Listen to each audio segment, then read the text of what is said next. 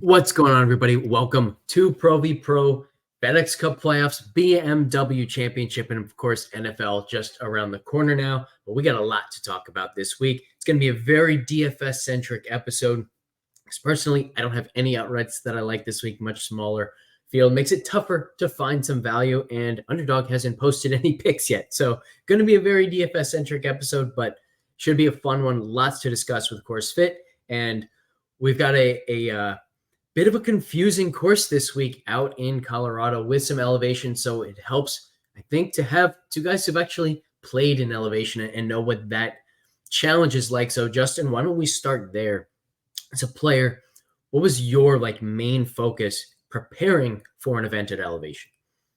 So for me and you, I'm sure elevation was two totally different monsters, right? So we always, it's funny, we had a deal that a lot of people would do. So just a background, I played the Colorado Open in Denver 4 or 5 times, but the one that really stands out is I played that Chapultepec in Mexico City, where the PGA Tour's been a few times. Mm-hmm. It's super high elevation. We would just change our yards to meters and treat it like yards. So that was just as an easy, just like an easy starting point. That being said, my point about you and I being very different is the height that we hit our golf ball. So the higher you hit it, the more you gain out of elevation. So for instance, just thinking back, I kind of peeked at my notes from the last time I played down there. And I think, my 5-iron was about 11%. So I would take off about 11% of my yardages. Whereas my L wedge was more like 6 to 8 yards, very little difference. So there's a lot of that these players, they have to think about. It's more than just, the ball goes further, right? It's about controlling your distance, but also controlling your height. And the flatter you hit it, the less you gain out of the elevation. Not that you don't gain anything, but it just changes everything dramatically. So I do think for people to say that it doesn't really matter, the same guys are going to play good, or the same guys should be the favorites or stuff. I'm going to disagree to a point, because I think there is a special art to being able to really control your distance. And I look for the guys that control their distance really well all the time to continue to do that and adjust even better. So I went through the same thing out for the Colorado Open. I think for everybody, the number one thing that you have to do when you go to elevation is you have to dial in your distances. You have to figure out how that conversion works for yourself. You said 11%. I found it was 13% for my stock 6-iron. But to your point, I also was trying to flight the ball all week because I didn't want the ball up in the air carrying for as long as possible. And so I wanted it back on the ground as soon as possible, which also meant that I wouldn't have to change the yardage as much. So I think basically every player is going to do that.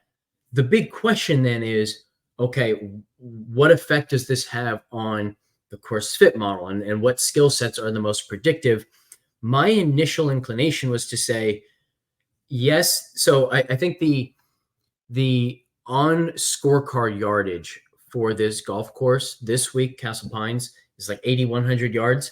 If you take that 13% number and you convert that, it becomes effectively 7,000. So it's not anywhere near as long as what it actually looks like on the card. But what I will say is, I don't think it's as simple as, they're just playing a 7,000 yard golf course this week, because a couple of things. Number one, as you said, the different shot shapes make for different conversions, different ball flights. So it's not just like this 1-to-1 ratio that you can just bring it down and say it's a 7,000 yard golf course.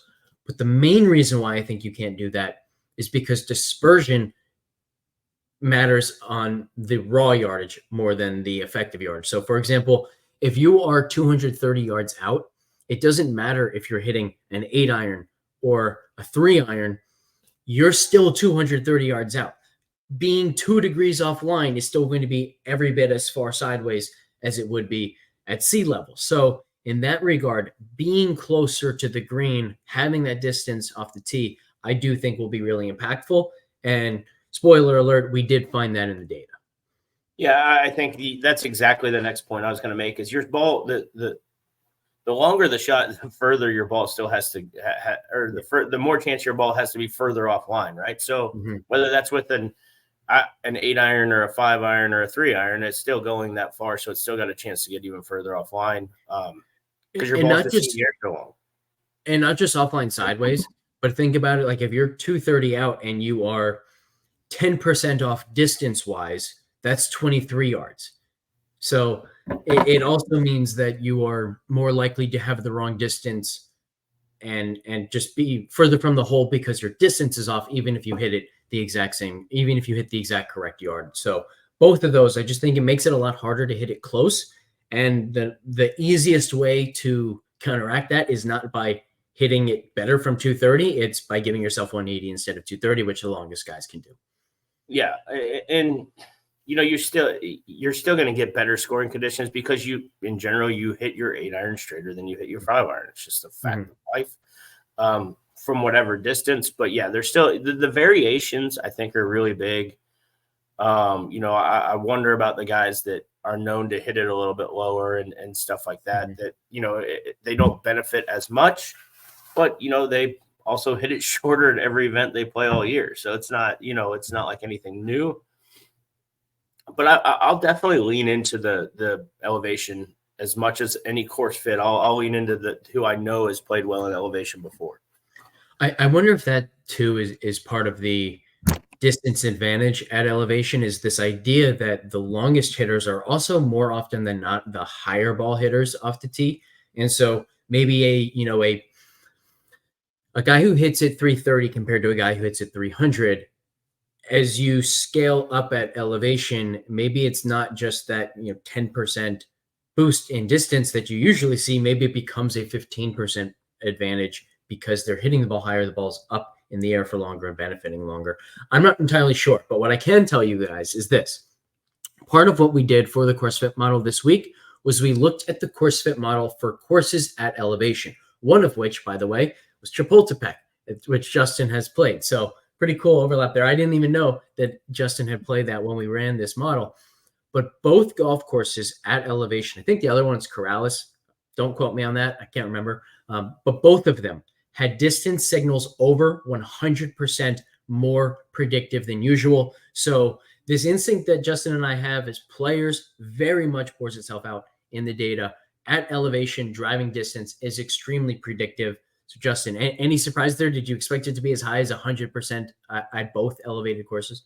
Not for me, just because I've been there, and I mean, I struggled in elevation, and it's just because of the way that I played.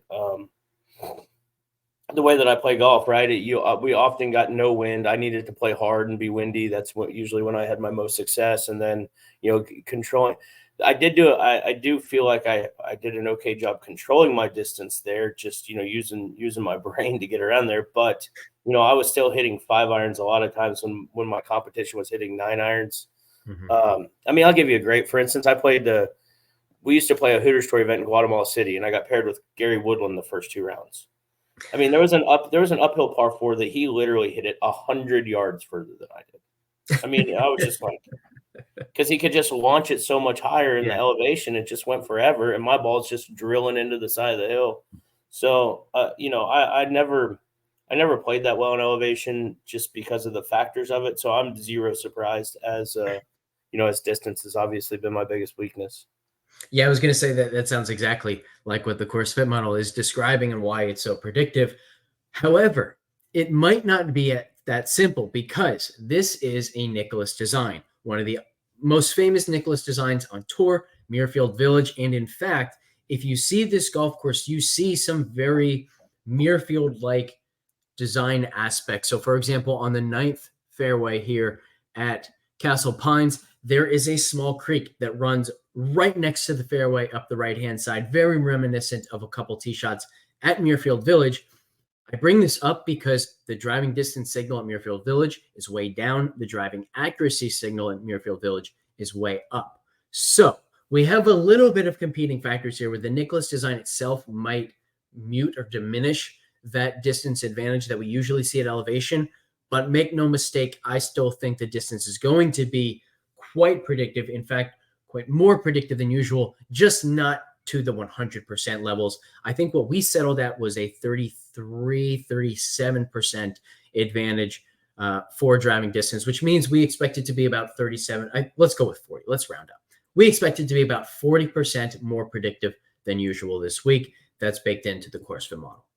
So the other thing is, and I just want to speak to the FTN side of this for just a second, is a lot of people are that listen are why trust this over other people's data? Why this?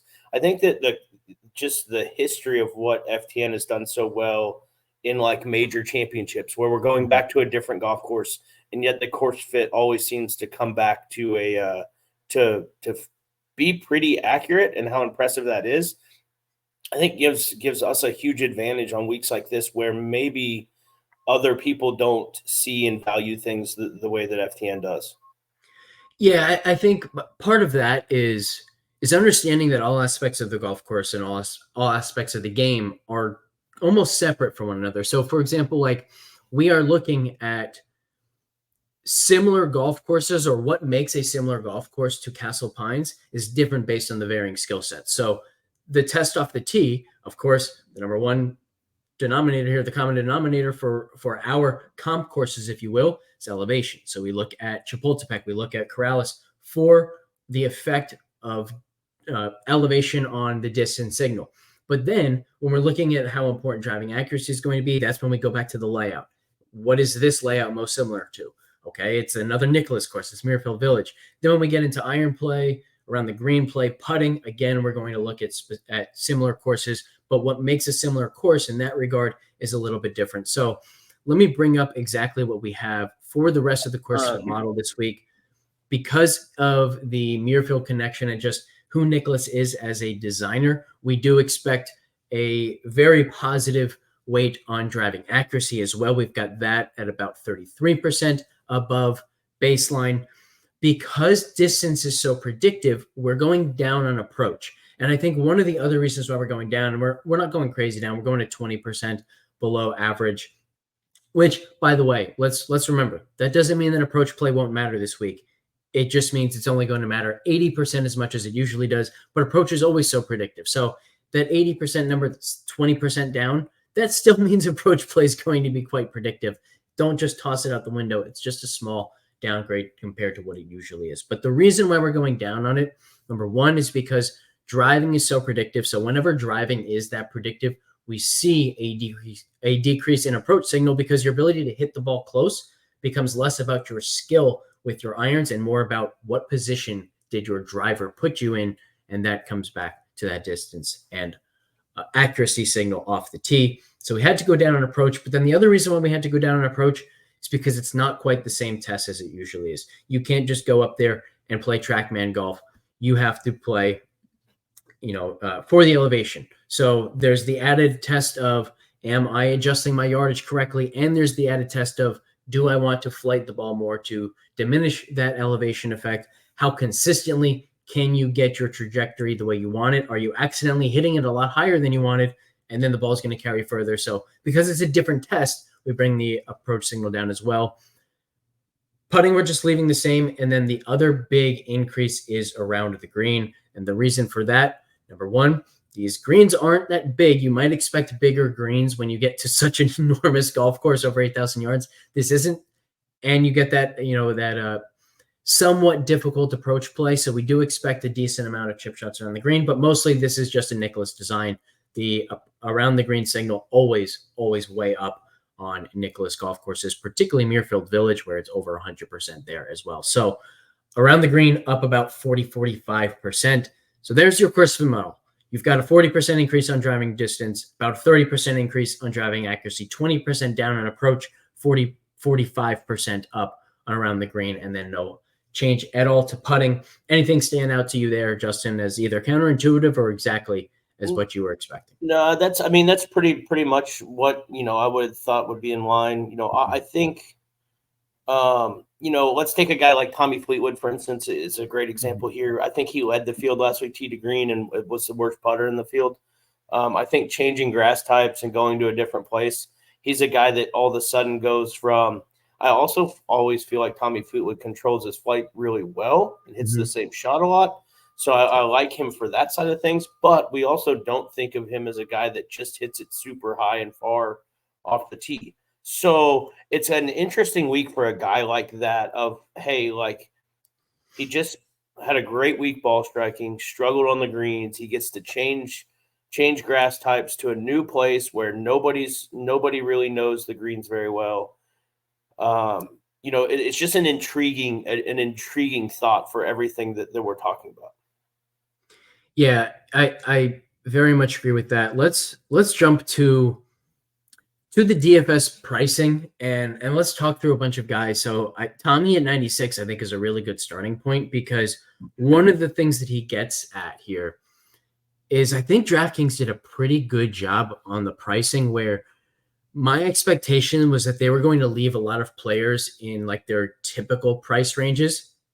And it was just going to be really easy to build lineups. It was going to be really easy to predict exactly where people were going to go because there were going to be guys who were severely underpriced. But instead, they did a pretty good job of bringing up the mid range into like the 9,000. So Finau 97, Cantlay 98, Oberg reached $10,000. Tommy 96, Sam Burns goes all the way up to 9,400 after another good week. Wyndham Clark 92, Billy Horschel 9,300 in a field like this. Who would have thought that a few months ago? Henley 91, Sungjae 9,000. So it's not going to be quite as simple as I thought it was going to be, which also means we might see people not forced, but really pushed in the direction of studs and duds, where you go Scotty and Schauffele, just because there's nothing DraftKings could do about the fact that you're going to get much, much, much higher quality golfers in the $6,000 range this week because everybody in this field is a very good golfer. And so one of the weird things too, by the way, in our projections is our projections always adjust for the field. So when we say that a guy is projected at 0.5 expected strokes gained, what we're saying is we expect him to gain half a stroke per round on this specific field. Well, that means you've got a lot of very good golfers this week who have a negative expected strokes gained. Benny On, negative 0.3. Sepp Straka, down a quarter. Denny McCarthy, down a quarter of a stroke. Will Zalatoris is at negative 0.63 expected strokes gained. It's because that's based on this field. These are obviously still very good players, but it makes for just like a very interesting way to view this week. And I think it really helps contextualize a lot of this where like there's only one guy under $7,000 with a positive expected strokes gained. It's Max Grazerman at 0.01 expected strokes gained. I'm worried he's going to be too popular to use, but and like I said, it's an interesting way to look at this field. Yeah, for sure. I honestly thought we might see Scheffler a little bit more expensive and then Schauffele a little bit closer to Scheffler, if that makes sense. Yeah. Because that was definitely one of the things that stood out to me was I expected Schauffele to be his own second tier, where to your point, so Scotty's at 12.3, then we have Xander at 11.1. Rory and Hideki are very close behind them at 10.8 and 10.5. I was expecting Scheffler at like 12.7 and then maybe 11.9 or something like that for Schauffele, and then Rory and everybody else exactly where they're at. Yeah, I just that was the first thing that stood out to me. The thing that I'm going to struggle with is the guys that I want to get into to my lineups that I believe are the elevation factor of this, right? Finau is where I'm going to start with mine, just because of his success there and then growing up in Utah and being ready to play in this kind of stuff. And he's also seems to me like he's rounding back into form, hoping that maybe he doesn't end up being too highly owned. When you say you're going to start with Finau, does that mean that you're not going above him and you're going to be very balanced? Or are you just saying he's the first guy in? I don't know what the rest of my lineup's going to look like. Maybe it's going to have Schauffele. Maybe it's going to have Scheffler. But I know that I'm using Tony building around that. Both. I think the answer is both. I think one lineup, I think as of right now, the two lineups that I haven't gone above Cantlay. I started my lineup Cantlay Finau and worked from there. I don't know if that'll change or not. I really like. I'm probably going to skip the Oberg, Morikawa, Hovland, Matsuyama. I think I would maybe go to McIlroy if it comes back that everybody overreacts from last week and really thinks, oh, he played terrible, he's going to play bad again this week. he's just kind of one of those guys to me that's kind of slump proof, right? He just never seems to play really bad a lot. By the way, I actually played multiple lineups this past week instead of my typical single entry to help me prepare for this week because I've got 2 tickets into the $4,444 contest this week. So let's hope it's a big one. That's part of why we put so much time and effort into nailing down this course fit model exactly how we want it. But man, it makes it exciting. I feel like one of the hardest parts, though, is remembering, I've been using a very specific process to win these tickets. I need to be using the exact same process to turn those tickets into something and not say, all right, we've got this huge opportunity in front of us. Let's completely change the way we prepare for the week. So trying to keep everything as normal as possible, but it should be a very exciting week and hopefully an exciting weekend with that on the line. But man, I think part of that is to say, I want to start with either Scotty or Xander, because that's what we've been doing all season. To your point, I do think Xander might be the one who's more underpriced just because he doesn't belong in the tier with Rory and Hideki. He belongs in the tier with Scotty, or at least his own tier. Hilariously, both of these guys. So remember, I talked earlier about how the projections look kind of weird when you go down to the bottom because you've got some very good players with a negative expected strokes gained. Well, Xander's and Scotty's kind of look normal. Xander's still over a stroke and a half with his expected strokes gained, so expected to gain over a stroke and a half per round to this field. Scotty's still over 2.0 at 2.1. So they didn't come down as far as usual because they just keep getting better and separating themselves that much more from the field. The one interesting part of their skill sets, though, is in this field, they don't have much of a distance advantage. You put them in any normal week, and they're usually between like 0.15 and 0.25 strokes gained per round with their driving distance alone. This week, 0.05 for Scotty, 0.07 for Xander. So they're gaining on this field elsewhere. They're gaining with driving accuracy. They're gaining with approach play. They're gaining around the green. And then Xander is gaining a ton with the putter, 0.4 per round. Actually, that makes him the best putter in the field. So you've got a guy who's already one of the best tee to green. Obviously, the only guy on tour who's clearly better tee to green than Xander is Scotty. But then Xander's also the best putter in this field, while Scotty loses 0.05 to the field putting. Yeah, it's just amazing to me how good they are and how good they continue to be, right? I mean, Xander final round 70 or 63, and like nobody even hardly said anything about it. Well, it just like it was supposed to happen. It's just amazing to me how just it happens all the time, and everybody just expects it at this point. I needed it, by the way. I had a very nice finish last week with Xander and Wyndham. Pendrith played really well. Wyndham was fantastic other than day one, which is, I think, a good segue. Wyndham has been getting a ton of buzz this week because it's a hometown event for him. He played this golf course on Good Goods YouTube channel. If you haven't watched that, I watched it. I wouldn't say it was like the most entertaining thing I've ever watched, but I did fast forward to all Wyndham's shots and watch it in like 15 minutes just to get a good sense of the golf course. But it's funny, even in that video, Wyndham pointed out the fact that, yeah, it's like a hometown. He's played this golf course before, but he doesn't play there very often anymore. And in his own words, he's lost the ability to make the adjustment on the elevation and has to just do the calculations like everybody else. So my inclination is to say that people are going to drastically overestimate his quote-unquote home field advantage here. But I also think there's a chance that even though people are drawn to him in that way, and I know that his outright has already been steamed down to a number that I probably would have bet him at opening, didn't get to it in time, won't bet him at his current number. But maybe people just bet his outright and then don't play him on DraftKings because he's been low owned almost every single time he's teed it up for the past few months, and we've benefited quite a bit. We've also been burned by him quite a bit, but if he's low owned again this week, he will be a primary target based on his distance, just overall course fit, and certainly one of the more volatile players. So we know what his ceiling is like, and definitely one of the best scorers in the world in terms of just his ability to make birdies and eagles. Yeah, I like Wyndham Clark this week as well. I didn't watch any of that stuff. I'm not into any of that. Like, that's just, I think it might be a generational thing that, like, I don't know. My kids watch it occasionally, and that's about it. You were talking about needing the Schauffele deal on Sunday. I needed the opposite. I had a Matsuyama, Scheffler, Burns lineup that was going pretty good, and I think I ended up finishing like 19th or 20th in the 200 single.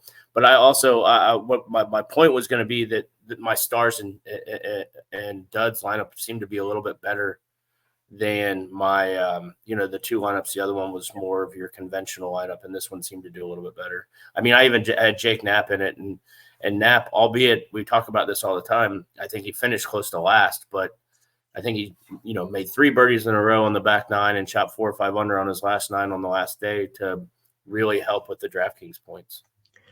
Well, that makes a ton of sense because think of it this way. The difference between Scotty and third best in expected strokes gained is over a full stroke. The difference between, the best projected player under $10,000, let's see, that's going to be Tommy Fleetwood at 0.61.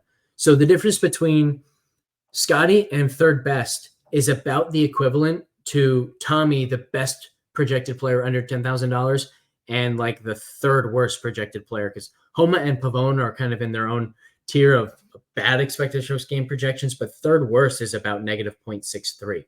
So you're getting a very similar difference between Scotty and third best and one of the best in the field and the third worst in Tommy. And I think that at that third worst guy is JT Poston. So how bad is Homa playing? What is going on there? Like it is. I have no idea. It's been atrocious. And the thing is, it's not just one strokes gain category, right? It's basically everything. He hasn't driven the ball well. His putting and around the green have actually been kind of up and down, and they have spiked. But the approach play has been disastrous, and the driving has been disastrous. And when you can't do anything that you want to do ball striking wise, how are you going to compete? Yeah, I noticed that through, I don't know, 2 rounds, I guess, of just how bad it really has been, and went back and kind of went down the rabbit hole looking at it, and it's crazy. He's just been really, really bad. Do you think there's a chance that people will use him just hoping, hey, if Max Homa shows up anything like his usual self, then he's a screaming bargain at $6,400? What is his usual self right now, though? Like, well, usual self being who he was just a few months ago, right? I mean, you're talking about months, not weeks. Yes, right. But 6th at the Genesis, 8th at the API, 25th at the Valero, 3rd at the Masters, 8th at the Wells Fargo, 22nd at the Memorial, after a 35th finish at the PGA Championship. Like, it wasn't that bad until the U.S. Open. And he was cut at the U.S. Open, 60th at the Travelers, 70th at the Genesis, 43rd in the Open, and 70th at the St. Jude. So it's basically been 5 really, really bad events. But prior to that, it was pretty steady, solid golf. So I don't expect people to go there, but I also don't expect that he's going to be like 3% owned at $6,400. I think he'll probably settle around 10%, which probably is going to be too much for me. I'd rather take some chances on some other guys, but we'll see. We'll see what his ownership is like. I will say if it is like 3%, I might take a chance. Well, yeah, because he can get it done, and if he obviously can compete there. So, yeah, I don't know. I don't know why I thought of that, but yeah, he's been really, really bad. How much of your process this week is going to be less about trying to figure out who's going to do well or poorly, and more about just, I know that this guy's going to make a lot of birdies and bogeys. Or a lot of birdies and eagles. I don't care how many bogeys and doubles he makes. Like a Benyon, for example, who is, let me see exactly what his stats are. But there was a time this year where he was like 100th in bogey avoidance and 3rd in birdie or better rate. I think that birdie or better rate has fallen a little bit, but it's still a massive discrepancy. So let's see. Yeah, 131st in bogey avoidance, 7th in birdie or better percentage. So hey, if you want just a guy who's going to outproduce his real life leaderboard position in DraftKings points, Benyon might be your guy. Yeah, and so what I'll use that for, and I do this a lot with different stats, right? Is if I get down to trying to fill my final couple of players, I've got, let's say, a core 4 that I really like, and I'm trying to figure out what 2 I want, especially in a no cut event. That's kind of when I'll lean into stats like that. Yeah, that makes sense. I think a really good example of that last week was Wyndham Clark. Wyndham Clark ended tied for 7th on the actual leaderboard. I'm trying to get up real quickly where he was. The DraftKings points leaderboard, I believe it was a lot better than that. So let me see. It gets a little bit tougher at the top because you get so many bonus points. Actually, no, 1, 2, 3, 4, 5. He was exactly 7th. So he was tied for 7th in real life with a bunch of people. He was exactly 7th in the DraftKings leaderboard. But you see that a lot from certain guys. Wyndham is one of them. Sam Burns is one of them. And again, when they finish near the top of the leaderboard, it gets a little bit harder to outproduce your real life leaderboard position because of the finish position bonus points, and there's only so much room to go up ahead of you. But Burns, Wyndham, Cam Young, I think is a very interesting name I want to talk about. Benny On, lots of guys who kind of just fit that bill of wherever they finish in real life, give them 5 or 10 more spots on the DraftKings leaderboard position. So let's talk Cam Young for a second. Obviously not playing great golf, but one of the best scorers in the world. What's your take on him this week? How contrarian does he need to be for you to be interested? I think he's just going to come down to GPP score for me. Like, he's one that I never have a problem, no matter his form, backing him if it's the right GPP score. I will say the tee to green game has been pretty good. In fact, he came into the St. Jude with some of the form driving the ball that we saw like in his best rounds last year when we really started to view him as one of the better players in the world. He didn't drive the ball all that well at the St. Jude. He just found the water too much. So I'm curious your take on that. This golf course, I don't think it has, the amount of penalty strokes available as we just saw at Southwind. So a guy who was playing some solid golf, we actually was out near the lead in the opening round and just found it was like there was a magnet in the water to his ball every single round. It's like, hey, he either hit a good shot or he put it in the water. There was no in between. There was no missing on the correct side and getting up and down. It was good shot or water ball. Does that make his stats from this past week look worse in your mind? Only because you don't have the same penalties out on this golf course. Like the thing I want to steer away from is I think sometimes people overcorrect in this sense where they say, oh, if it weren't for the water, his numbers would look a lot better. That's just kind of random. It's not random. We know that you need, your ability to control your misses and missing in the correct spot is one of the most important things in golf. In fact, it's probably one of the key things that separates the best players in the world from the talented guys who can't quite get over the hump, like Cam Young, maybe even throw Thigala in there at times. But when you're then going to a course that doesn't have the same penalties, do you think that makes Cam Young a bit better this week than just looking at his numbers last week would indicate? So I think a little bit of both, right? I think that the golf course in general this week will be better for him. Not just that factor, but just overall. I'm gonna be interested to see how they have the rough. So I'll probably pay a little bit more attention tomorrow to how it looks like the golf course is playing. Because a guy like Cam Young, that matters more. What I like about Cam Young is I think the reason that he either hit really good shots or hit in the water is he was trying to shoot low scores, like he was being aggressive, like he, and so. You kind of appreciate that, especially when you're not really in contention, as he's out there trying to stick to a process and just hit really good shots and just kind of like, I'm not going to bail out. So I think there's something to be said about that. I think let me jump in for a quick point here. There are two things I'd say. Number one, tee to green, like I said, he's been outstanding for the last 5 events, except for St. Jude, where the fact that he only lost 0.03 per round off the tee and 0.47 per round with his irons, I think that's actually a sign that when he wasn't hitting into the water, we were still seeing the really good shots. So to your point, it's not that he was just struggling. It's that there was a lot of good in there. That's encouraging. And then the other encouraging thing, 6 straight events where he has gained considerably around the green. So one of the more improved short games, we noticed that earlier this season on Colin Morikawa and how much success that has translated for Morikawa the second half of this year. So really the only thing that's held Cam back, as has been the case for a lot of his career over the last 5 events or so, is the putter.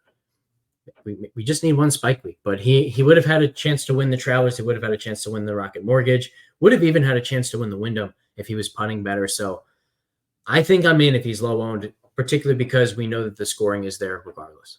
Yeah, and I think that he kind of fits the same bill as Fleetwood, right? If the change of grass type and a new place for putting wise, I'm going to go back to the other thing that I always say that so many people disagree with is if the greens are severely sloped, I like them even more because it's just easier to hold putts when you know which way they're breaking and stuff like that too.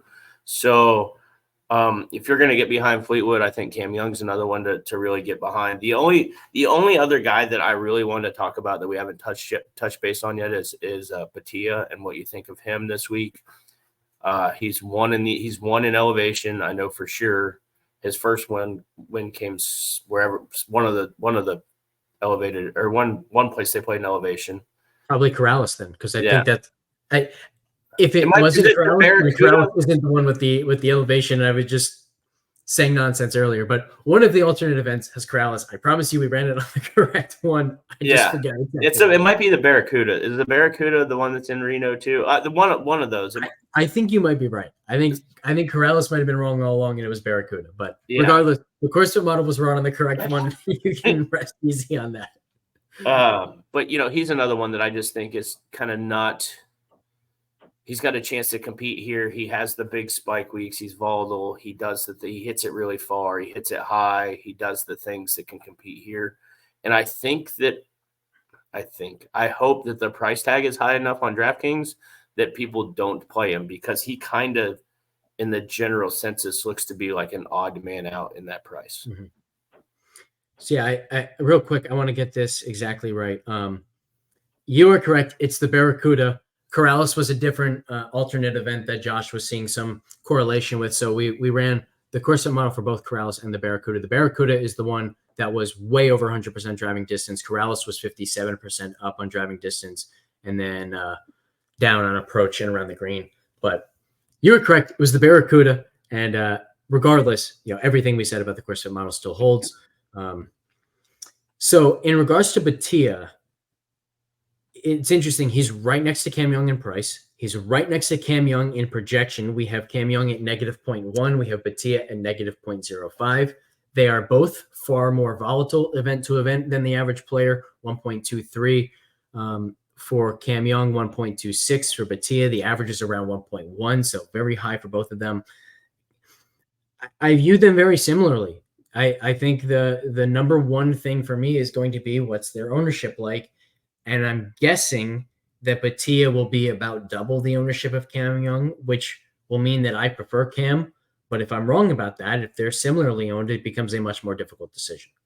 Okay. Yeah, and I agree with that. That's kind of where I was leading to this is I actually think that the general population views Cam Young as a better player than Batia. And so therefore I think sometimes you get these events with a lot less players to choose from. I think there's an end game where a lot of people play neither one just because of the pricing and where it ends up. So if that happens, man, I'd love to get them in the same lineup and just know that you're trying to win a DFS, either a PPP or whatever. I mean, I just think that those two together in a lineup, if they're both low owned, could be really good. Who else do you think has a chance to be really under-owned? Give me two more names, let's say under $8,000. Who are you looking at? Guys to watch, guys to monitor their ownership, but also just guys that you think have a good chance to play well this week. Yeah, the owner, I'm not as you're definitely way better at the ownership side of things than I am. I think Pendrith has to be the one that's way over-owned in this category, the one that I think everybody's going to play. I'm not. The difference is the guys that I would like. I said, if Ben On comes up as under-owned, I'd love to play him. Like if he's under-owned, like he fits everything to win a DFS event. So I think he might go under-owned. Outside of that, I mean, maybe Davis Thompson, but I think that's just going on the namesake that people just don't trust him yet. Yeah, I have a feeling that Thompson will be quite popular. But if he's not, then he's going to be an outstanding play. He is the highest expected strokes gain projection for us under $8,500. He's just been solid all around. He's also a pretty solid fit. He's one of the very few guys under $8,500. No surprise. That's why he projects so well. To gain strokes in all of driving distance, driving accuracy, and around the green play, the three that we think will be the most predictive this week, which I think is something to point out, actually. When you get into these values, there aren't many true course fit specialists, because the guys who drive the ball the best, like Keegan Bradley, like Austin Eckroat, like Max Grazerman, they also then struggle around the green. Keegan loses 0.12. Eckroat is a disaster around the green, losing 0.36. And Grazerman also down 0.11. So very difficult to find course fit specialists in these value ranges, which presents a bit of a difficulty. One other guy who does gain in all three, though, Robert McIntyre. To me, this is the guy who, under $8,000, I expect him to have the highest GPP score, or at least one of the highest. Certainly, I think will be one of the more underowned players on the slate. Gains in distance, gains a little bit with accuracy, gains a little bit around the green. It's also a massively improved putter. Like, think back to when we used him at the Mexico Open. We got some pushback on that pick because to that point in the season, I think he had only played 3 events, maybe it was 4. And he had lost like 2.5 strokes, then 7.5 strokes, then 2.5 strokes per round in those events. Yeah, 2.65 at the American Express, 7.4 per round at the Farmers Insurance Open, and then lost 1.8 at the Phoenix Open. Obviously was cut in all 3 of those events. So it was only, I think, 7 rounds. But then shows up at the Mexico Open, finishes 6th, gaining 0.01 strokes per round with the putter. But man, ever since the Valspar in March, he has putted very, very well. One of the bigger turnarounds that I can remember within a season on the greens in the last 5 years or so. I mean, it's been a spectacular turnaround for him on the greens, and that's why he's been able to win twice. It's why he's had as many, upper end finishes as he has. I think he's just a much better all-around player than people give him credit for at 7,600. Was really low owned last week. He did play well, but he was never in contention. So I think it was a quietly good performance. So I don't expect his ownership to go way up. I think he'll be under-owned again and should be a good target for us again. And he makes a lot of birdies. So we talk about I mean, just as a player, he just seems like a guy that can make them in bunches when he's playing really good. So yeah, I like that call a lot. And he's actually in one of my I've got 2 single entries right now, and he's in one of them. So yeah, I think that he kind of fits the bill of everything that we've talked about. Yeah, I think if I had to pick 2 guys right now that I'm most confident are going to be in my lineup, I think it's Robert McIntyre and Cam Young. But that, again, let's remember, that's in large part a bet on ownership. So if I'm wrong about the ownership, we don't have ownership up yet. That always goes up Tuesday evening, something like that. We're recording here Tuesday morning. Once we have ownership, that might change, but that is a bet that those guys are going to be under-owned. And if they are under-owned, I'm very, very confidently going to play both. Yeah, I mean, you get the volatility that you want there for sure. So, and like you said, you got to stick to the process that you've had success with all year. And I think that kind of does that for you with those 2 guys. In fact, I think that's a good thing to touch on too, is I wrote an article earlier this season on my strategy of using these tickets, trying to win tickets in satellites, get into these larger contests. I think one of the biggest mistakes that people tend to make when they use this kind of strategy is they get into a larger tournament. This one, it's $1 million at the top. It's significantly more top heavy than the $200 single entry, the stuff that I usually play. The absolute worst thing that I could do is get into a contest that's more suited for an extremely aggressive approach, gunning for that top position and only that top position, not worrying at all about my chances of just completely losing all my money, finishing dead last, and saying, you know what, I'm at a much higher buy-in now. I need to go more conservative and max my chances of just, making $10,000. This is by far the biggest mistake I could possibly make. And it's true even if you're at lower stakes and you're playing, $1 satellites, trying to win a ticket into $121 single entry or something like that. Whatever you're doing, when you get that chance, treat it like just a shot in the dark. Take your shot. If it doesn't land, so be it. You start again from the bottom. It's perfectly fine. In fact, no matter what you do, you're more likely to lose and miss out on that opportunity. So give yourself the best chance possible of converting in the biggest way. And the only way you can do that is by continuing to play an aggressive style. So that's my main goal this week. If I build a lineup that I know is sound and it's aggressive and it follows the exact same principles and build structures that I've been using all season, and I finish dead last in both lineups, I'll be perfectly okay. Just don't forget about us little guys when you win $1 million either, though. I think what we'll do is if there's a big score, we'll find a way to turn that into, some big promotion or giveaway involving the NFL. So everybody can root for those lineups along with us. Perfect. Sounds good. All right. Anything else on this tournament before we get out of here? I know you've got to run in about 5 minutes. Yeah, no, I'm good. Good time, and hopefully we get all of our stuff to work out. I love events like this where I think we're going to be a little bit different than everybody else. Yeah. We don't have any relevance left in the one and done, but why don't we close with any one and done thoughts? Just in case there's somebody out there who is so relevant. Actually, what in the world? Why am I in 757th place? What did I do last week? My personal lineup did really well last week. Did I have Hideki? Is that what happened? That's funny. I did have Hideki last week. Okay, so I have one that's still relevant. So why don't we talk about that? Give me your one and done thoughts. Who are a couple guys who stand out? I will say I have Tommy left. I have Cantlay left. Those are the two highest guys in the official World Golf rankings. I've got McIntyre left, so maybe I just go kind of all in and hope he pulls a big upset, thinking that people won't be using him. Give me some thoughts on one and done. Dude, I really, really hope Cantlay's low owned. I like Cantlay a lot this week.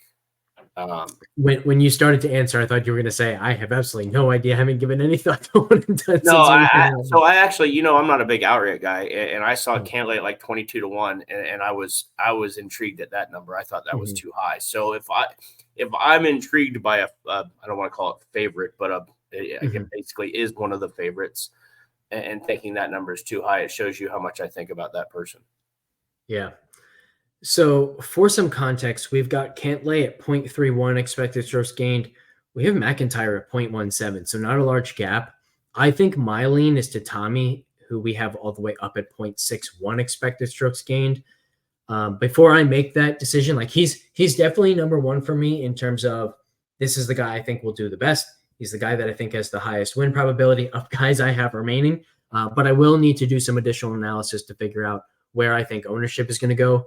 If I need to go more contrarian, I think my guy will be McIntyre, but let's see who else I have available and who else might be more popular. So I've got Cantlay, Tommy, Henley, McIntyre, Finau, who you like, Homa, don't think I'll be going there, Sungjae, Rai, Sam Burns, that's an interesting one to still have available, Fitz, Day, Akshay, I still have Cam Young. Cam Young might be the way to go. Dude, I would be playing if you can get low on Finau and that would I didn't having him. I would play him over Cantlay. Yeah, it's interesting to see some of the league availability percentages because like Finau only available in 15%, but I don't know what I don't know who the 15% are. If they're all the 15% who are ahead of me, then like obviously I can't use them. So I'm gonna have to do some analysis on, I think the main way to do it. So for anyone watching along and maybe you have your own one and done sweat and you're trying to figure out who people are using ahead of you, the main thing to look at is how did people get ahead of you? Who did they use that won, something like that? And if there's somebody available for you that people ahead of you got ahead of you by using that guy earlier in a win or some other big performance, that's the kind of play that you want because it means that anybody ahead of you can't use that guy. So that's the kind of thing you want to figure out. That's the kind of thing I'm going to have to try to figure out here in my personal one where I'm 700th in the Mayo Open. Obviously, I'm not going to win big in that by any means, but with a solid final week, I can put myself comfortably in the money. So we'll try to figure that one out. I can pretty much guarantee Robert McIntyre will not be popular. So he might be my lean, but Tommy, I think, is a really smart play for me if he's not too popular. As you mentioned, Tony can certainly be in there. Burns and Cam Young are the two guys who I also think, no matter how bad they're playing, and actually they're playing fine. Burns is looking good. Both of those guys have the upside that I'm looking for. Maybe you can argue Cam Young doesn't since he hasn't won yet. Personally, I still believe in his chances to win, and even if he doesn't get the win, a third place finish would be just dandy as well. So those are my one and done thoughts. Anything else, Justin, before you got to run? Nope, I'm good. Awesome. Last thing I'll say, pretty exciting announcement. Aaron Schatz, creator of DVOA and our chief analytics officer at FTN Fantasy, has created DVOA adjusted fantasy points against. So that metric is going to be only available at FTN, and it's going to be directly in our optimizer for the entire NFL season of DFS. So make sure you're checking that out. That's going to be a game breaker right in the optimizer. Just couldn't be easier to use. Sign up, go do it. FTNfantasy.com, the DFS package. If you're here watching our DFS thoughts for an hour on the BMW Championship, chances are you're going to want it for NFL as well. So we'll see you there. Thanks, everybody, for tuning in. We'll catch you next time.